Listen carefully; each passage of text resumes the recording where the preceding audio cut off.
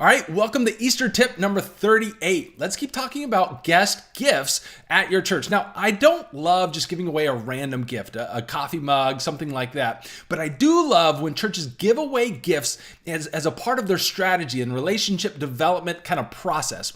And to help you out in this, I want to make sure you've seen our guest gift guide. We've spent hundreds of hours researching churches all across the U.S. We put this article together with some of our big findings, and then inside the article, you'll see some walkthroughs from churches, and then you can download the full PDF. And the PDF is going to highlight some of the churches, some of the creative ideas and creative strategies that we saw. It's not going to only show you the pictures, but it's also going to say, hey, here's where you can get them from. Here's what these ideas cost. And so we're going to give you a wide variety of ideas and strategies that could be perfect for your church to implement this Easter, and then maybe keep going every single week throughout the year. And then at the bottom of the PDF, we're going to have more kids' ideas and best practices and thoughts as well. So hopefully we've saved you hundreds of hours of research.